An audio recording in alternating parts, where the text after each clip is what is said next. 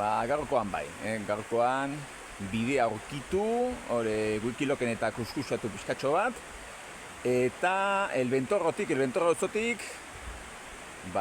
beste errota laino, Dijoan, bide asfaltatu hartu, eta handik ere justo, esi bat dago, eta hasi horretik barna, bide oso polit batetik sartzen gara, eta bide hori beti ere Barbadun ibaiaren alde batean, onarteltzen da.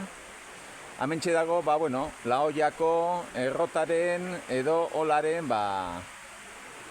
aztarnak. Justo hemen ere, zubi desente polit bat dugu, bestea baino beto kontserbatzen dena. Eta, begira zerako oiana daukagun hementxe bertan. Laoia.